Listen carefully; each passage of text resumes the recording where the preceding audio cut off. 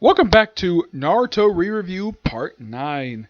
This one discussing a standalone episode plus the very first filler arc of the Naruto anime. First, now this one I'm talking about episodes 101 to 106. 101 is a standalone episode where Naruto is curious about what Kakashi looks like under his mask. And shenanigans ensue. Like, they think, oh yeah, he's got big lips, or he's got buck teeth. The answer is never revealed in this episode. Nope, never is. Viewers do find out later what he looks like without his mask on. I'm not gonna say what it is. It's kind of disappointing. So they tried many things to get his mask up. So basically, thanks to Sasuke getting convinced about the buck teeth, it's like, okay, so, oh, by the way, Sasuke is back to wearing his basically the outfit he wore at the start of the series. Yeah, the black outfit is completely gone, and in universe, no explanation of why he switched outfits, or he switched back and forth. Naruto, meanwhile, actually did have a reason for the change of his outfit. They explained at the start of Shippuden. But in the case of this, and they also got mentioned to a farm. First, they try to have him eat ramen. And we don't see, first they think, oh, let's have Snowdrop on him. Let's try to have, like, an explosion. And since none of that stuff happened, they were just basically fantasies. They even tried being punched with a boxing glove as a joke to get him to remove his mask. And then all of a sudden, Team 10 shows up, ruins it. They don't get a chance to see what he looks like with his mask on. And like, okay, so then they try to do a farm while they're also being chased by 3 ninja who apparently know Kakashi. Who apparently first met 3 years prior to the events of the series. And when he sees them later, he's like, who are you guys? And they're like, you seriously don't remember us? You seriously tied us up, put us in the same exact position 3 years ago. Yeah, these 3 are actually also in love with the same woman who was saved, or she was saved by Kakashi, and he doesn't remember her at all. And then Naruto asks in the episode, hey Kakashi, Sensei, what's in your mask? And he pulls out his mask and he's like, why, another mask? And that's where the episode ends. It's a pretty useless episode. It's a big curiosity that it takes a filler episode to finally figure this out. And I believe there's a movie that comes right after this. Yeah, I think there is. Take a look here.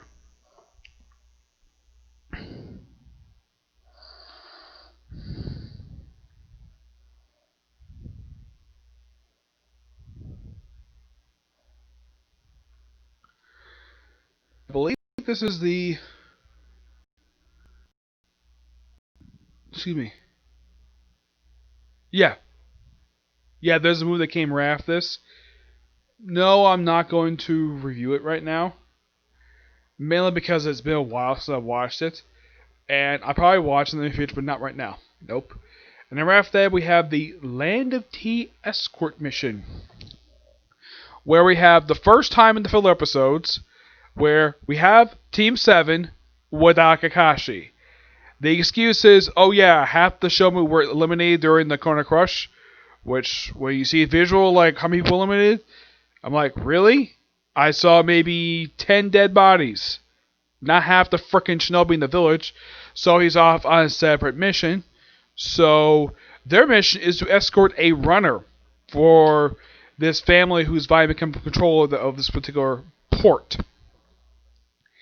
And the guy who they meet, they actually meet him prior to meeting the client. And the client was somebody that they actually ran into in the filler episode of the Search for Tsunade arc. So, yeah, they're hired. And they go and they stop by some tea place to get some food. And, of course, the guy skipped out because he had no money. So, they are paying both bills. Not only their bill, but also the other guy's bill. Sakura ended paying the bill. How nice of her. And they chase the guy off, and of course they run. They lose him, but they later get the client. Is like, let me just use the runner, and it's the guy they ran into at the tea parlor. So he initially doesn't want it at first. It's revealed that he actually is a deserter from the Elite Village, and when they mention his last name, like, oh, he's Ibuki's little brother. Something that the manga never mentioned, that Ibuki had a brother. And just like Ibiki, he tried to become a shinobi. He was a genin. And it turns out, though, he actually failed his tuning exam. Why? Because he didn't understand the 10th question. And just by sheer coincidence, Ibiki was both the first proctor for his little brother's exam and Naruto's exam. Though Ibiki himself does show up in flashback, he doesn't make a physical appearance in the last episode of the arc. Well, the reason is because of Sasuke. So, they also had to have the first of 3 times in the filler episodes where Naruto and the group run into ninja they actually met during the tuning exams. These are the first ones. Who are they? The rain ninja they encounter toward the end of round 2 of the tuning exams. I'm like, okay. I do kind of remember these guys. I'm like, wow, that is something. And this will happen 2 more times in 2 separate story arcs that come after Sasuke retrieval, where they run into people again from the tuning exams. As a matter of fact, Anko pops up for a filler story because after the tuning exams, I don't think she appears in the series again until some point in Shippuden. She disappears for a long time before she finally shows up. Yeah, and then she disappears toward the end of Shippuden, and nobody goes by looking for her at all for some strange reason. Yes, they never bothered to reveal that. It would be nice to reveal that in a flashback episode for Boruto. But nope, that hasn't happened yet. So, they basically, and it turns out the guy who's actually the one who's with the Hidden Rain Village ninja is actually Ibiki's little brother Sensei Oi, and he says, oh yeah, you need to steal these 2 things. You need to take these 2 things. And he's like, okay, you become a tuner. You steal these 2 things. We'll go to the Hidden Rain Village. He's like, what? What did he steal?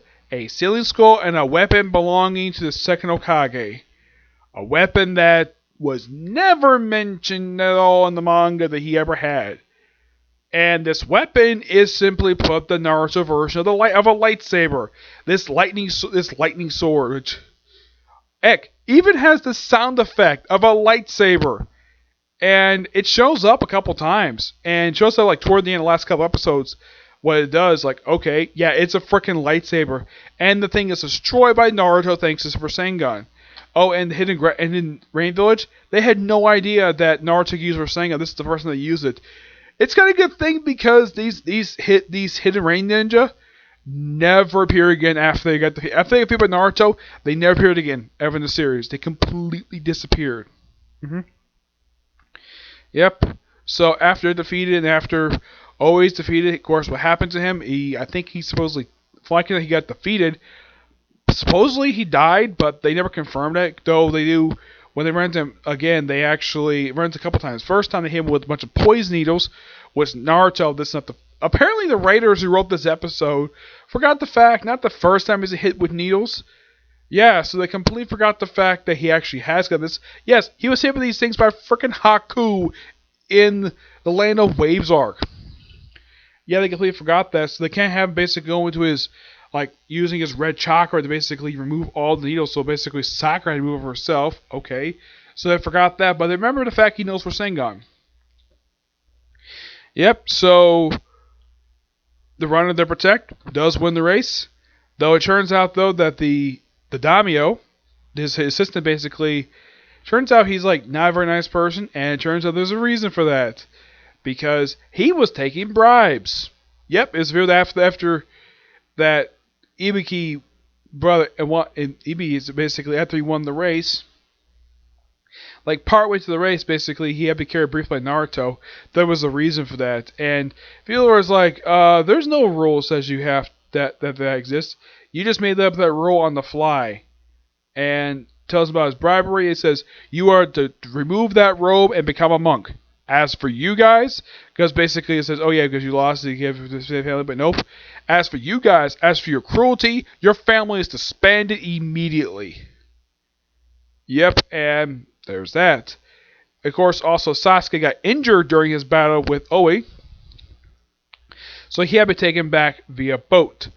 That could kind of explain why he's in a bed at the start of the Sasuke retrieval arc, which is kind of like that during that particular, in the manga. At least they explain why, because he's out of bed for this particular arc. Yep. Ibiki himself, as far as I can tell, this is his only appearance in filler stuff for Naruto, because this is probably his only appearance he makes for quite a while. I think he finally returns in the Pain arc. But aside from this, aside from at the Chunin exam, actually at the Konoha Crush, I don't think he actually physically appears canon-wise again until the Pain arc. Yeah, it's not until that particular arc where he finally returns. But in the filler stuff, well, this was his last appearance in this series before shipping and stuff, because I don't think he appeared for the rest of the series. Nope, but at least they explain why his head is the way it is, because he survived a fire. Yep, Owie was responsible for that, and the series never had to explain why the heck his head is burnt like that. Because in flashback he's shown to have hair, so the fire apparently burned off his hair and part of his scalp too. And here's the thing, where he got the scars on his face from, the fella doesn't bother to explain that. Because he had the scars prior to getting the burn. On his face. Yeah, he has a couple scars on his face. In the series, they've never revealed where he got that scar from. He's one of like a few characters in the series where they have scars in the face and they never have to explain where the heck they got it from. One person in particular is Aruka. He's got a scar across his face and they've never explained where he got that from. He just has it for some reason. Like, there's another character who wears a bandage around his face. Yeah, he's seen a few times. I don't remember his name, but they don't explain why he wears it for heck. When they show this guy as a kid, he still wears the damn thing. Yeah, but in the case of this particular arc, it's actually pretty good for a good standalone filler arc. And there's hints that Sasuke basically will be setting up stuff for what happened in the Sasuke Retrieval arc, which will happen next. But yeah, that's it for Singular Review, and that's all I gotta say about this particular arc. Now, my next video is gonna be a review of the newest episode of Case Closed. Yep, that'll be up soon. Okay, to the next video. Bye.